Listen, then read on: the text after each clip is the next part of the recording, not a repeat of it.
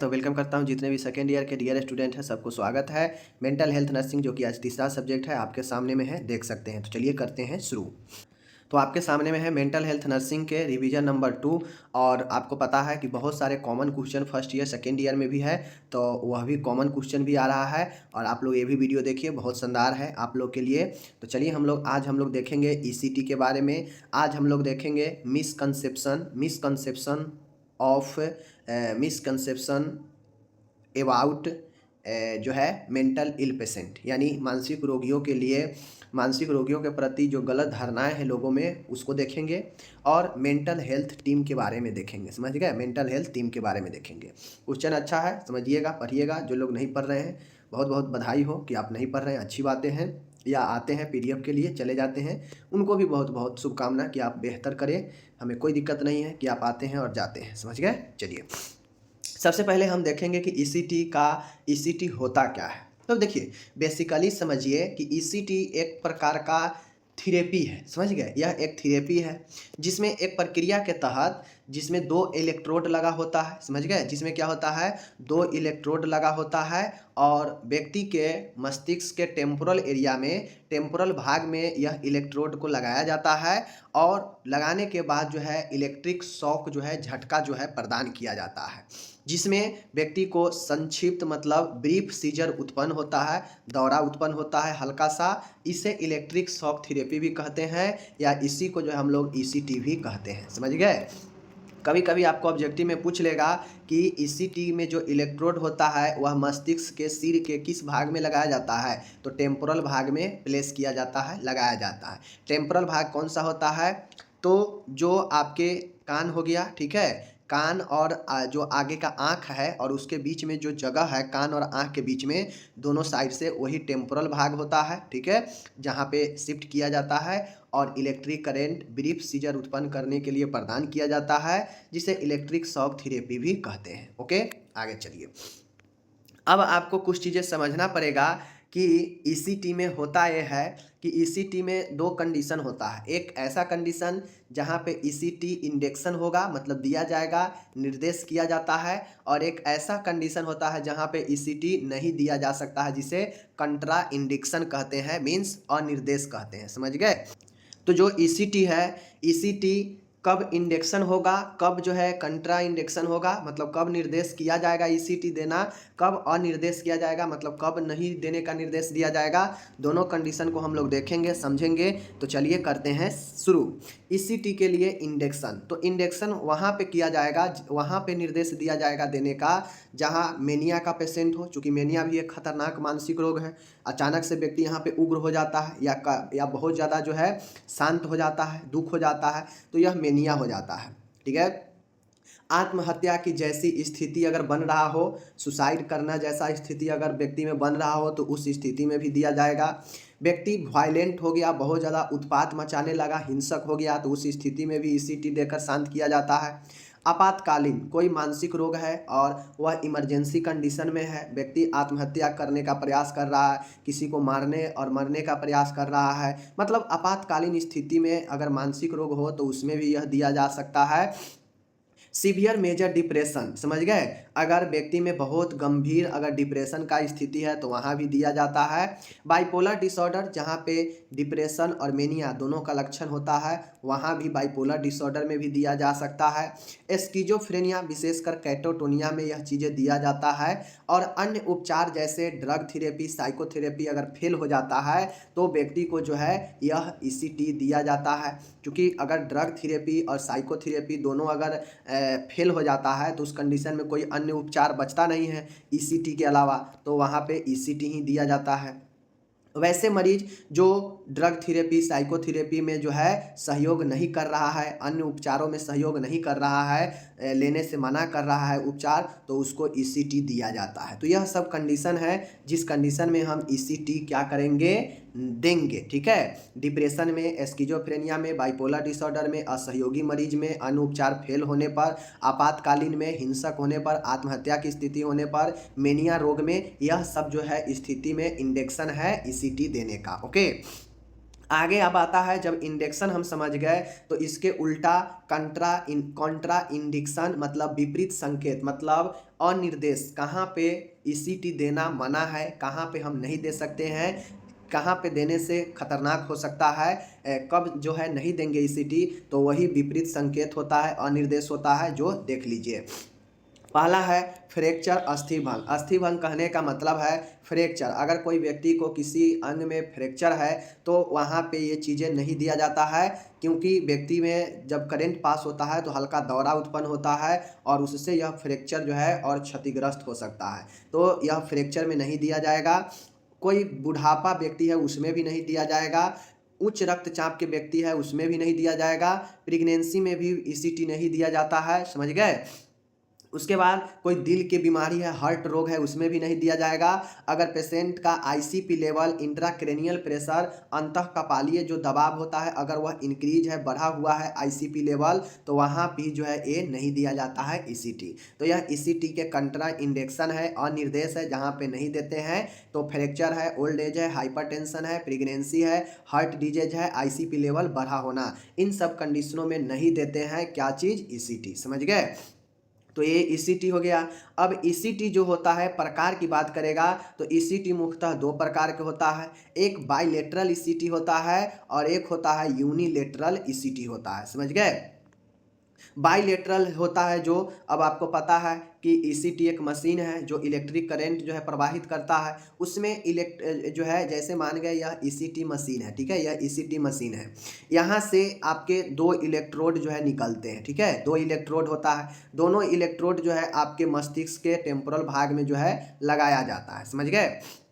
तो bilateral ECT कहने का मतलब है प्रत्येक इलेक्ट्रोड, मतलब दोनों इलेक्ट्रोड को कान व आँख के लैटरल कैंथस के मध्य भाग से 2.5 से 4 सेंटीमीटर ऊपर टेम्पोरल भाग पर अप्लाई किया जाता है। जैसे आपका कान और आँख के बीच का जो जगह होता है ना, जहाँ पे आप लोग चश्मा के जो डंडी होता है वो लगाते हैं कान में, तो उस वाले एरिया के जो लैटरल कैंथस है, इस भाग से 2.5 से 4 सेंटीमीटर ऊपर टेम्पोरल भाग पर लगाया जाता है बाइलेटरल ईसीटी में, ठीक है। यूनिलेटरल ईसीटी है, इलेक्ट्रोड जो है सिर के एक तरफ टेम्पोरल भाग पर अप्लाई किया जाता है, यह प्रकार बाइलेटरल प्रकार से अधिक सुरक्षित है व इससे साइड इफेक्ट भी कम है। माय डियर, बाइलेटरल जो ईसीटी है वह जो है आपके यूनिलेटरल से काफ़ी ज़्यादा हानि देता है, ठीक है, लेकिन यूनिलेटरल जो होता है यह जो है उतना ज़्यादा प्रचलित नहीं है जितना ज़्यादा बाइलेटरल प्रचलित है, समझ गए। यूनिलेटरल में मानते हैं कि इसमें साइड इफेक्ट कम है, ठीक है, इसमें व्यक्ति बाइलेटरल में जो है बाइलेटरल की अपेक्षा यूनिलेटरल में ज़्यादा सुरक्षित प्रकार से यह होता है, बट सबसे ज़्यादा प्रभाव जो दिखाता है वह बाइलेटरल ही सबसे ज़्यादा इफेक्ट देता है, प्रभावित होता है, लेकिन इसका साइड इफेक्ट भी ज़्यादा होता है, समझ गए, जबकि यूनिलेटरल का साइड इफेक्ट आपके कम होते हैं। ओके, चलिए ये समझ गए दोनों। अब आता है कि मान गए ईसीटी अगर किसी को हम देंगे तो क्या उसमें जटिलता, कॉम्प्लिकेशन आ सकता है, क्या रिस्क जो है होता है ईसीटी देने का, क्योंकि ईसीटी एक इलेक्ट्रिक करंट है जो दिमाग में करंट प्रवाहित किया जाता है, दौरा उत्पन्न किया जाता है, ग्रैंड मल सीजर उत्पन्न किया जाता है, तो इसलिए कहीं ना कहीं तो बॉडी में जाने के बाद, ब्रेन में जाने के बाद हानि भी कर सकता है। तो चलिए रिस्क जोखिम को देखते हैं। सबसे पहले इससे मेमोरी लॉस हो सकता है, शॉर्ट टर्म के लिए सीखने, लर्निंग में परेशानी आ जाएगा, एनेस्थेसिया संबंधी जटिलता हो सकता है, व्यक्ति को बेहोशी जो करते हैं ना तो उस बेहोशी में जटिलता आ सकता है, उल्टी, जी घबराना, समझ गए, थकान, सिर दर्द, फ्रैक्चर, डिसलोकेशन, यह सब जो है आपके, ये सब आपके जटिलता है। शॉर्ट टर्म मेमोरी लॉस, सीखने में कठिनाई, एनेस्थेसिया संबंधी जटिलता, उल्टी, जी घबराना, थकान होना, सिर दर्द होना, फ्रैक्चर, डिसलोकेशन, मतलब जो हड्डी है टूटा हुआ वह डिसलोकेशन हो सकता है, मतलब अलग हो सकता है। तो यह सब जटिलता है जो मैंने आपको बता दिया, ठीक है।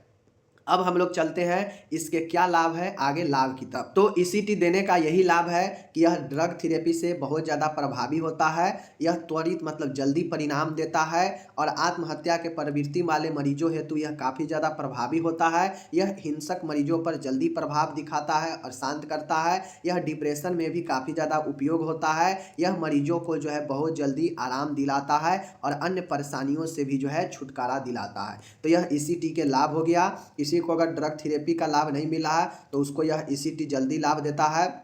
यह जल्दी परिणाम दिखाता है, यह आत्महत्या वाले मरीजों को काफ़ी ज़्यादा काम करता है, यह हिंसक मरीजों को भी काफ़ी ज़्यादा शांत करता है, और यह आपातकालीन कंडीशन में भी काम करता है। यह स्किज़ोफ्रेनिया वाले के लिए बहुत ज़्यादा उपयोगी भी होता है। समझ गए चीज़ों को।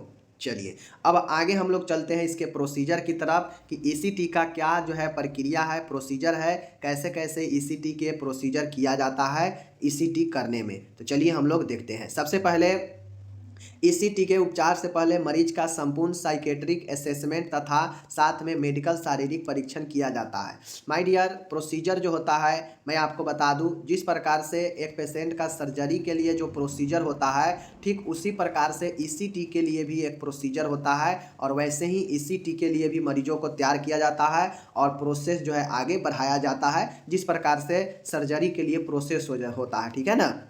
जिस प्रकार से सर्जरी से पहले पेशेंट का हर एक आकलन किया जाता है, हर एक मेडिकल शारीरिक जांच किया जाता है, तो वह ईसीटी के मरीजों को लिए भी जो है किया जाता है। मरीज के रक्त की जांच व ईसीजी परीक्षण किया जाता है।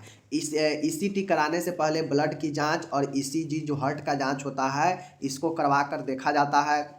मरीज से इन्फॉर्म कंसेंट प्राप्त किया जाता है। यदि मरीज अत्यधिक गंभीर रूप से बीमार है तो उसकी तरफ से कंसेंट कोर्ट से प्राप्त किया जाता है या कोर्ट द्वारा निर्धारित गार्जियन से लिया जाता है। यानी सीधा कहा जाए तो मरीज या उसके परिजनों से जो है लिखित सहमति प्राप्त किया जाता है, क्योंकि सर्जरी में भी हम लोग जानते हैं कि सर्जरी से पहले लिखित सहमति ले लिया जाता है, क्योंकि यह एक जो है जटिल प्रोसेस होता है। अगर इस दौरान मरीज के साथ कुछ अनहोनी हो जाए तो उसका रिस्क जो है मेडिकल या अस्पताल कर्मचारी पर न रहे, इसके लिए लिखित सहमति पहले लिया जाता है। समझ गए। ईसीटी से पहले मरीज व परिजनों को इस उपचार के विधि, रिस्क और बेनिफिट की चर्चा की जाती है। इन्हें प्रोसीजर संबंधित पर्याप्त जानकारी दी जाती है ताकि वे उपचार संबंधित निर्णय ले सके। अब मान गए कितना मरीज जो है नाम सुनते ही घबरा जाता है, कितना परिजन इसके नाम सुनते ही घबरा जाता है कि इससे क्या होगा नहीं होगा। तो उपचार देने से पहले जो भी डॉक्टर ये ईसीटी देने वाले होते हैं, वह परिजनों को या नर्स जो है परिजनों को अच्छे से बताती है इस विधि के बारे में कि यह क्या है, इसका क्या रिस्क होगा, इसका क्या बेनिफिट होगा, और यह कैसे जो है प्रोसीजर किया जाएगा, ताकि जो परिजन है, जो मरीज है, वह संतुष्ट हो सके और वह निर्णय ले सके कि हाँ ये चीज़ें हमें करवानी है या नहीं करवानी है। फिर वह जो है आपको बताए, क्योंकि अगर आप नहीं बताइएगा, बेनिफिट और रिस्क दोनों नहीं बताइएगा, तो वह बेनिफिट सिर्फ समझ के और वह करवाने लगेगा, और बाद में अगर कुछ हो जाएगा पेशेंट के साथ तो वह बोलेगा कि आपने तो हमें रिस्क नहीं बताया कि इसका क्या जो है रिस्क होता है करवाने से, तो मैंने नहीं करवाता, मैं छोड़ देता, तो आप पे ही ब्लेम करेगा। इसलिए जो भी हानि और जो भी लाभ है बताना चाहिए प्रोसीजर के बारे में, ताकि वह निर्णय ले सके कि हमें करवानी है ये चीज़ें या नहीं करवानी है। ठीक है। आगे है, मरीज को समानतः एक सप्ताह में 2 से 3 बार ईसीटी दिया जाता है तथा कुल 6 से 12 शॉक जो है दिए जाते हैं। देखिए, एक सप्ताह में ज़्यादा से ज़्यादा मरीज के हिसाब कंडीशन के अनुसार 2 से 3 बार ईसीटी दिया जाता है। कुल मिला के 6 से 12 शॉक दिए जाते हैं। समझ गए। कुल जो 2 से 3 बार करवाया जाएगा ना, उसमें 6 से 12 बार जो है झटका दिया जाता है पेशेंट के। समझ गए। तो ये चीज़ें हैं। उसके बाद यहाँ पे आप लोग देख लीजिए, इतना दिया जाता है। प्रत्येक बार उपचार से पहले एनेस्थेसिया मसल्स रिलैक्सेंट प्रदान किए जाते हैं। मतलब हर बार जब भी ईसीटी देना होता है तो मरीज को ईसीटी देने से पहले एनेस्थेसिया बेहोशी के लिए और मसल्स रिलैक्सेंट मतलब मांसपेशियों को शिथिल करने वाला दवाइयाँ जो है दिया जाता है। समझ गए। हर बार जब भी ईसीटी होता है एनेस्थेसिया और मसल्स रिलैक्सेंट दिए जाते हैं। समझ गए। आगे है, इलेक्ट्रोड को सही लोकेशन पर रखकर तय मात्रा में इलेक्ट्रिक शॉक दिया जाता है। इलेक्ट्रोड को हमें जहां रखना है, समझ गए ना, बता चुके हैं, जहां रखना है उस पर सही से रख के तय मात्रा में जितने हमें शॉक देना है, इलेक्ट्रिक का झटका देते हैं। इससे संक्षिप्त अवधि यानी 1 मिनट तक सीजर उत्पन्न होता है। जो हम शॉक देते हैं उससे दौरा उत्पन्न होता है मरीज में, और वह दौरा जो होता है वह कौन सा दौरा होता है, वह ग्रैंड माल। ठीक है। यह ग्रैंड माल सीजर उत्पन्न करने के लिए दिया जाता है यह शॉक। समझ गए। जो व्यक्तियों में दिया जाता है, ये चीज़ें हैं। ईसीटी के पूर्व अब यहाँ पे मैंने प्रोसीजर बता दिया। अब मैं यहाँ पे एक चीज़ आपको क्लियर कर दूँ कि मैं जो पहले ईसीटी पढ़ाया था वह डिटेल में पढ़ाया था। तो जो लोग अगर पहले वाला ईसीटी अगर कंप्लीट कर चुके हैं उनको ज़्यादा दिमाग लगाने की ज़रूरी नहीं है। वही ईसीटी आप लोग लिखिएगा जो हम पहले डिटेल से पढ़ाए हैं, जो क्लास में पहले पढ़ाए थे। अभी ये रिवीजन है, इसलिए जितना हो सके मैं प्रयास किया हूँ कि आप लोग को शॉर्ट किया जाए ईसीटी का। जो लोग पहले पढ़ चुके हैं ईसीटी उनको इसमें छेड़छाड़ करने की कोई ज़रूरत नहीं है। आप पहले वाला जो हम पहले क्लास के तैयारी में पढ़ाए हुए हैं उसी चीज़ को आप लोग लिखिएगा। जो लोग को बिल्कुल ईसीटी नहीं याद है वह लोग जो है इसको कंप्लीट कीजिएगा, बेटर रहेगा। क्योंकि अभी आपको एग्ज़ाम देना है तो न से हाँ के लिए आपको यही बेहतर है। लॉन्ग क्वेश्चन में पूछेगा तो यही सारा लिखना है, ठीक है। तो प्रोसीजर मैंने बता दिया। अब यहाँ पे आता है आपसे अलग एक क्वेश्चन पूछता है कि ईसीटी में नर्स की भूमिका बताएं। तो जिस प्रकार से पेशेंट के लिए सर्जरी में नर्सिंग भूमिका होता है ना कि सर्जरी से पहले नर्सिंग जिम्मेदारी, तो उसी प्रकार से ईसीटी से पहले नर्सिंग जिम्मेदारी, सर्जरी के दौरान नर्सिंग जिम्मेदारी यानी ईसीटी के दौरान नर्सिंग जिम्मेदारी, उसी प्रकार से ईसीटी के बाद नर्सिंग जिम्मेदारी। तो ये तीनों कंडीशन में आपको नर्सिंग जिम्मेदारी भी सिर्फ पूछ सकता है, तो आपको लिखना पड़ेगा। तो चलिए हम पढ़ते हैं, बताते हैं। तो यहाँ पे है ईसीटी से पहले की नर्सिंग जिम्मेदारी। जो लोग ये समझते हैं, जो लोग सर्जरी से पूर्व, सर्जरी से के दौरान, सर्जरी के बाद नर्सिंग जिम्मेदारी, नर्सिंग देखभाल को समझ चुके हैं उनके लिए यह हलवा है बनाना, ठीक है। कैसे, देखिए, मरीज की विस्तृत मेडिकल व साइकेट्रिक हिस्ट्री एकत्रित करें। सबसे पहले ईसीटी से देने से पहले नर्स का जिम्मेदारी होता है कि वह जितने भी मेडिकल जाँच है, जितने भी साइकेट्रिक हिस्ट्री है, उन सभी को कलेक्ट करे मरीज से, ठीक है। मरीज व मरीज के परिवार को ईसीटी संबंधित पूर्ण जानकारी एक्सेस करे व निम्न जानकारी प्रदान करे। अब ईसीटी देने से पहले मरीज व उसके परिवार से ईसीटी से संबंधित जो पहले की जानकारी है, क्या पहले वो करवा रखी है या पहले नहीं करवाई है, वह ईसीटी के बारे में कितना जानती है, नहीं जानती है, क्या लाभ है, क्या हानियाँ है, क्या रिस्क है, इन सारे चीज़ों के बारे में जानकारी प्रदान नर्स के द्वारा किया जाता है ईसीटी से पहले। जैसे ईसीटी के क्या इंडेक्शन होता है, ईसीटी के क्या साइड इफेक्ट होंगे कराने से, ईसीटी का क्या जरूरी है कराना, यह सब नर्स बताती है पेशेंट और उसके जो है घर वालों को, ठीक है। तो ये सब चीज़ें हैं, side effect of ECT, induction of ECT, need of ECT, therapeutic effect, मतलब यह जो थेरेपी चलेगा ईसीटी इसका क्या प्रभाव होगा, risk associated with ECT, ECT का क्या जटिलता होगा देने से, मतलब लाभ हानि, कैसे प्रोसेस दिया जाएगा, सभी चीज़ जो है बताया जाता है परिजनों को नर्स के द्वारा ईसीटी देने से पहले, ताकि अगर मन हो परिजन को तो करवाए, नहीं मन हो तो ना करवाए, उसको निर्णय ले सके, समझ गए। जानकारी प्रदान करने के बाद मरीज से इन्फॉर्म कंसेंट प्राप्त करें, समझ गए। जानकारी आप दे दिए तो अब मरीज जो है कहेगा कि मरीज और उसके परिजन कहेगा कि वो कुछ समय दीजिए, समय देगा कुछ घंटों, कुछ समय, उसके बाद आप उससे लिखित सहमति प्राप्त करें अगर करवाना चाहे तो, ठीक है। प्रोसीजर संबंधी डर चिंता को दूर करने का प्रयास करें, लेकिन आप अपने तरीका से ईसीटी देने से पहले अगर किसी भी तरह के प्रक्रिया के बारे में डर हो, कोई चिंता हो, तो उसे दूर करने का प्रयास करें, ओके। ईसीटी से पहले 4 से 6 घंटे तक मरीज को एनबीएम में रखे, मरीज को सुबह की मेडिकेशन भी न दे, ठीक है। यानी ईसीटी देने से पहले 4 से 6 घंटे पहले जिस प्रकार से सर्जरी से पहले कोई भी मुंह से अन्न नहीं देते हैं, उसी प्रकार से ईसीटी में भी करते हैं, ठीक है। मरीज को सुबह बाल धोने शैम्पू की सलाह दे, मरीज को सुबह जो है बाल धोने की सलाह दे। मरीज के सभी गहने, डेंचर्स, प्रोस्थेटिक व अन्य मेटालिक ऑब्जेक्ट्स हटा दे, समझ गए। मरीज अगर अपने बॉडी पर कोई भी आउटर चीज़ लगाई रखी है, कोई भी चीज़ें हैं तो उसको हटा दे, ठीक है। ईसीटी से पहले बावेल और ब्लेडर को रिक्त करने का निर्देश दे। आप नर्स है तो ईसीटी देने से पहले जो पेट है, जो मूत्र है, मूत्राशय को, आंत को खाली करने को निर्देश दे। प्रोसीजर से 12 घंटे पहले 0.6 mg एट्रोपिन इंजेक्ट करे, जो क्या करता है, मुंह से जो सिक्रेशन होता है अत्यधिक उसको रोकने का प्रयास करता है, समझ गए। तो ये हो गया ईसीटी से पूर्व का जिम्मेदारी। अब ईसीटी के दौरान क्या जिम्मेदारी होगी, देखिए। मरीज को ईसीटी टेबल पर सुपाइन पोजीशन में लिटाएं। सबसे पहले मरीज को ईसीटी टेबल पर लिटाएं। ईसीटी के दौरान मरीज के साथ रहे, वह डर, एंजाइटी को कम करने का कोशिश करे। अगर मरीज को डर हो, एंजाइटी हो तो कम करने का प्रयास करे। मरीज को IV anaesthetic agent thiopental sodium व muscles relaxant succinylcholine 1 mg प्रति केजी बॉडी वेट इंजेक्ट करने से असिस्ट करें। अब ईसीटी के दौरान मरीज को एनेस्थेटिक एजेंट जो व्यक्ति को एनेस्थेटिक करता है, बेहोशी करता है, उसके लिए थियोपेंटल सोडियम 3 से 5 mg प्रति केजी वेट के हिसाब से, और मसल्स को शांत करने वाला, रिलैक्स करने वाला सुसिनाइल कोलाइन 1 mg प्रति केजी बॉडी वेट के हिसाब से इंजेक्ट करने में असिस्ट करे, समझ गए, सहायता करे। चूँकि मसल्स रिलैक्सेंट सभी मांसपेशियों को रिलैक्स करता है, समझ गए, अतः मरीज को एयरवे पेशेंट रखने व वेंटिलेटर सपोर्ट उपलब्ध रखें, समझ गए। एक क्या करता है, मसल्स रिलैक्सेंट क्या करेगा, मांसपेशियों को रिलैक्स करता है। मरीज का एयरवे बनाए रखे, वेंटिलेटर सपोर्ट उपलब्ध रखे ताकि जब भी जरूरी पड़े तो दिया जा सके। टंगू मतलब जीभ को काट सकता है मरीज, मुंह दांत पे दांत बैठा सकता है तो जीभ कट सकता है, तो उसके लिए मुंह में माउथ गैग लगा दे जो मुंह को खुला रखेगा, मुंह को बैठने नहीं देगा, समझ गए। इलेक्ट्रोड साइट को साफ कर कंडक्टिंग जेल अप्लाई करें। अब क्या करें, जहाँ पे इलेक्ट्रोड टेम्पोरल क्षेत्र में लगाना है वहाँ पे साफ करें और कंडक्टिंग जेल लगाएं। जेल लगाया जाता है इलेक्ट्रोड जहाँ पे लगता है।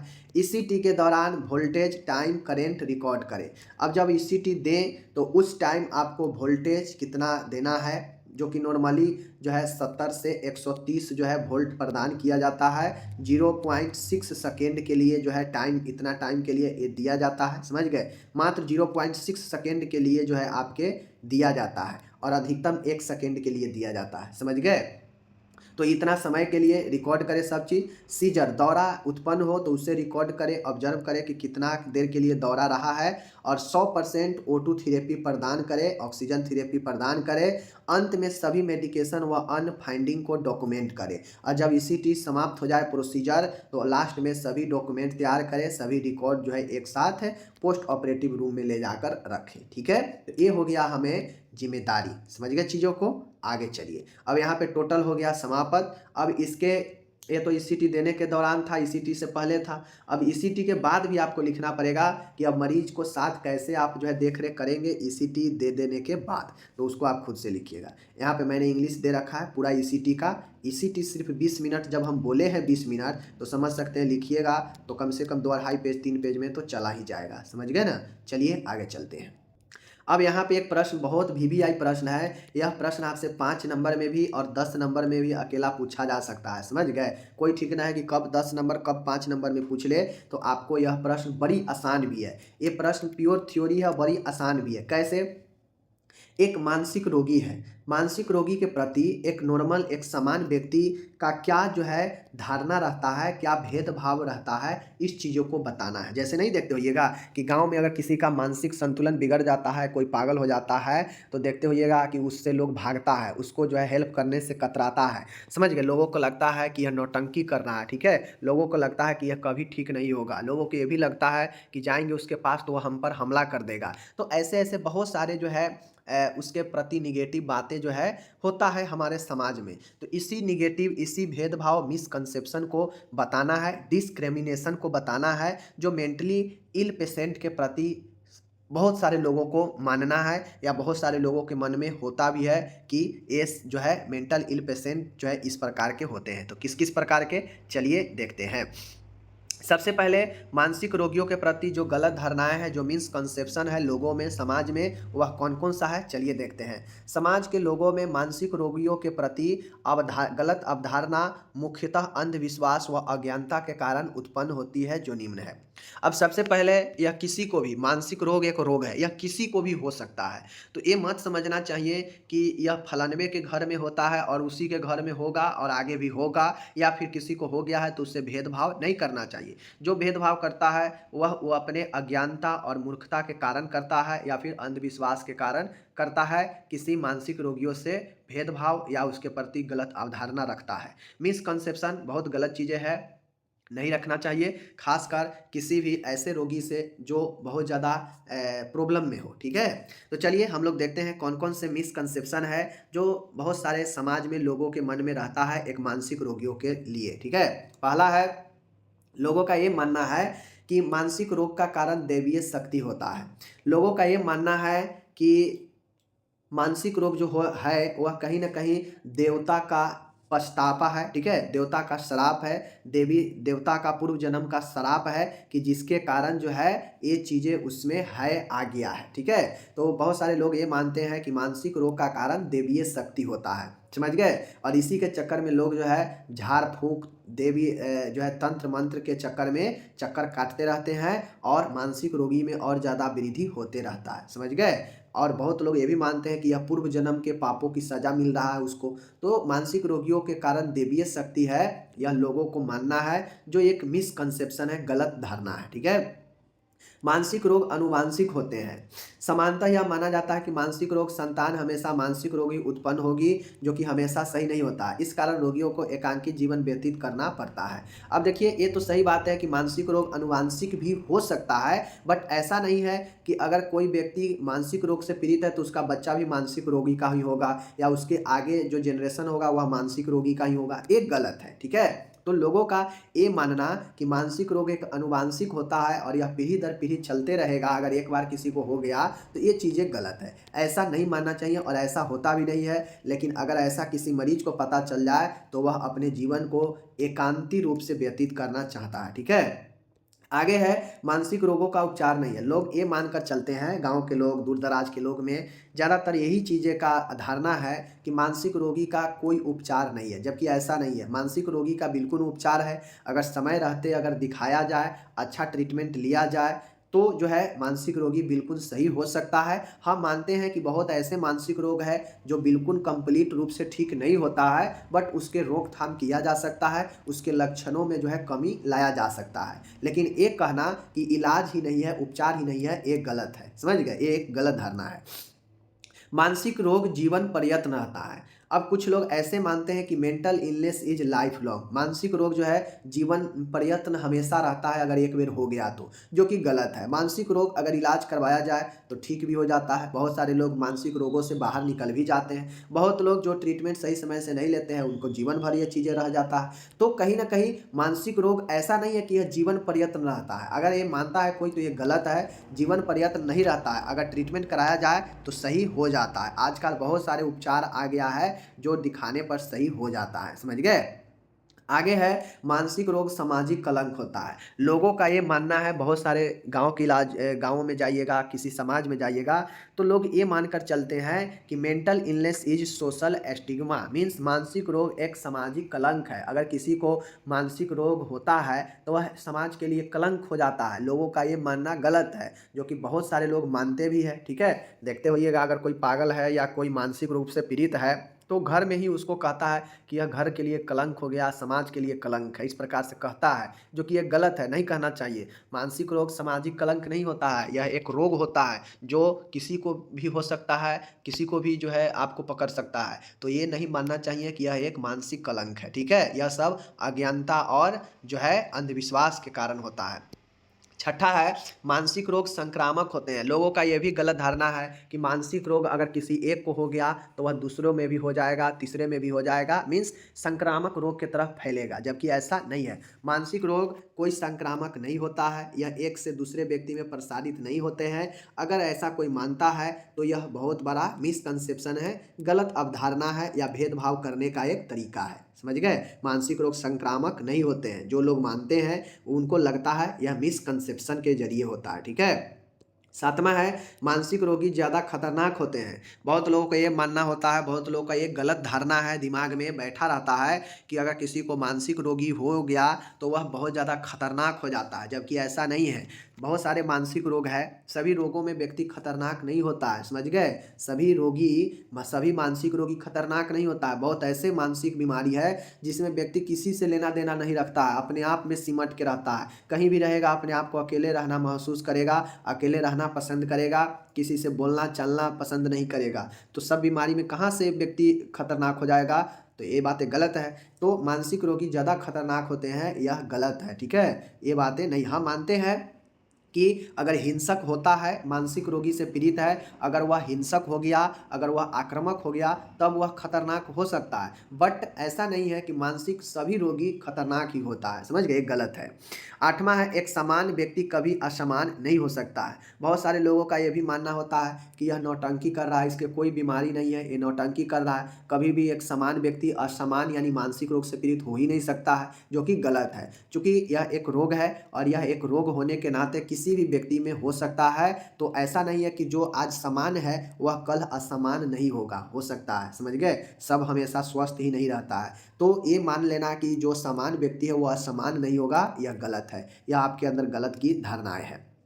नौमा है, मानसिक रोगियों का उपचार केवल पागल खाने में ही संभव है। अब यह भी कहना, यह भी मानना गलत है, गलत धारणा है कि मानसिक रोगी का उपचार सिर्फ और सिर्फ पागल खाने में ही भर्ती करके, एसुलम में ही भर्ती करके सही होता है, गलत है।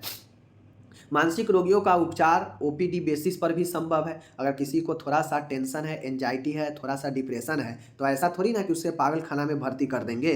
चूंकि पागल खाने में उसको भर्ती किया जाता है जो कम्प्लीटली पागल हो चुका है, जो समाज के लिए खतरनाक है, उसको भर्ती किया जाता है। ऐसा थोड़ी ना है कि जिसको थोड़ा सा मानसिक समस्या हो गया उसको पागल खाने में भर्ती कर देगा, नहीं, उसको तो थोड़ा सा ट्रीटमेंट का जरूरत होता है, ठीक भी हो जाएगा। तो ऐसा नहीं कि मानसिक रोगियों का उपचार केवल और केवल पागल खाने में ही संभव है। मानसिक रोगियों का उपचार अस्पताल में भी संभव है, ज़रूरत पड़े तो भर्ती कीजिए, नहीं ज़रूरत है तो ओपीडी बेसिस पर भी आकर दिखा सकता है आदमी, ठीक है।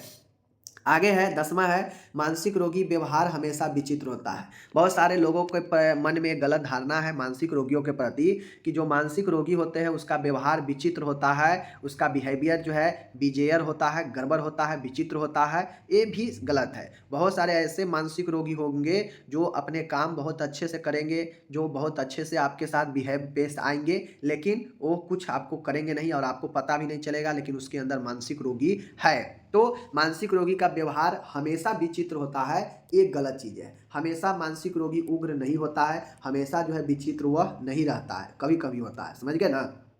11 है, मानसिक रोग की संभावना बच्चों व वयस्कों में कम होती है। माय डियर, बहुत सारे लोग ये मानते हैं कि जो मानसिक रोग है वह बच्चों और वयस्कों में कम होती है, जो कि एक गलत है। मानसिक रोग एक बच्चों में भी हो सकता है, समझ गए, और एक वयस्कों में भी हो सकता है और बुढ़ापे में भी हो सकता है। तो मानसिक रोगी होने के लिए कोई निर्धारित समय नहीं है कि फलाने समय में ही या फिर बच्चा या वयस्क में नहीं होगा, ये गलत चीज़ें हैं, कभी भी हो सकता है, चूँकि यह एक रोग है।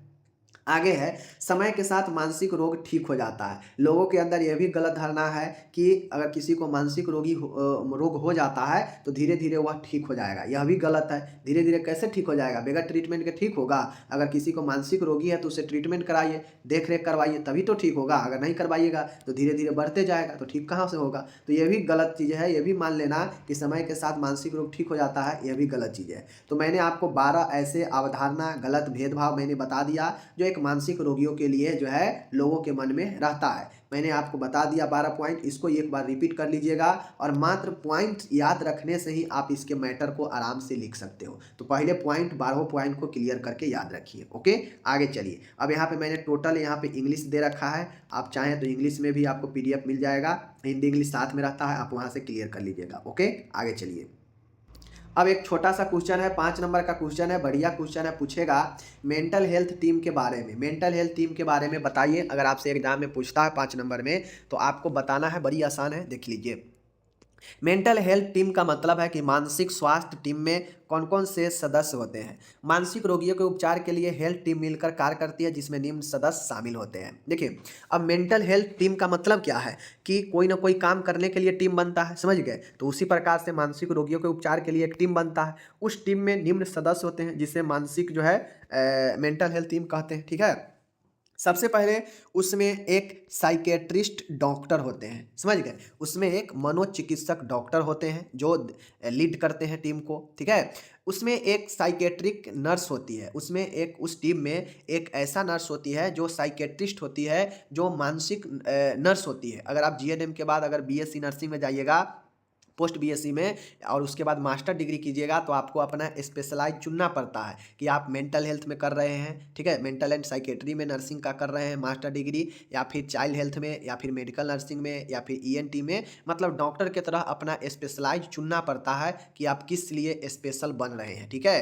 तो उसी प्रकार से साइकेट्रिक नर्स एक स्पेशल नर्स होती है, और एक जनरल नर्स नॉर्मल नर्स होती है जो कि रजिस्टर्ड नर्स होती है, यह हेल्प करने के लिए रहती है, और एक क्लिनिकल साइकोलॉजिस्ट होते हैं जो क्या करते हैं, देख रेख करते हैं, असिस्ट करते हैं साइकेट्रिस्ट डॉक्टर को।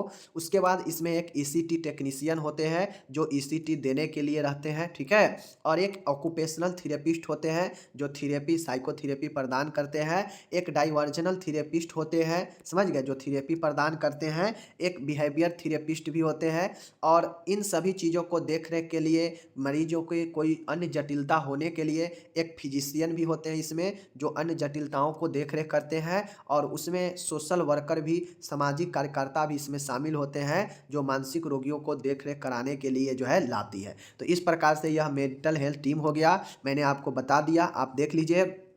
और 5 नंबर में पूछेगा तो सब में दो दो एक एक लाइनें लिख दीजिएगा कि साइकेट्रिस्ट कौन होंगे, ठीक है, यह क्या काम करेंगे, साइकेट्रिक नर्स क्या है, इसके क्या काम होगा इस टीम में, समझ गए, रजिस्टर्ड नर्स क्या है, इसके क्या काम होगा मेंटल हेल्थ टीम में, क्लिनिकल साइकोलॉजिस्ट क्या है, इसके क्या काम होगा, ईसीटी टेक्नीशियन के क्या काम होगा, ईसीटी देने में इसका योगदान होगा, समझ गए, ऑक्यूपेशनल थेरेपिस्ट या ऑक्यूपेशनल थेरेपी प्रदान करेगा, व्यावसायिक चिकित्सा प्रदान करेगा मानसिक रोगियों के लिए, ठीक है, डाइवर्जनल थेरेपी जो व्यक्ति के मन को परिवर्तन करने वाला थेरेपी प्रदान करेगा, डाइवर्जनल थेरेपिस्ट होगा, ठीक है, फिजिशियन होगा जो मरीजों को अन्य जटिलताओं को देखरेख करेगा, सोशल वर्कर होगा जो मरीजों को जो है प्रशिक्षण के लिए देखरेख करने के लिए लाएगी, समझ गए, और सोशल वर्कर अन्य मदद करेगी इन सभी टीमों को। तो ये सब जो है आपके टीम में, मेंटल हेल्थ टीम में ये चीज़ें होता है। तो इस प्रकार से मैंने आपको बता दिया, कंप्लीट हो गया यहाँ पे आज का वीडियो।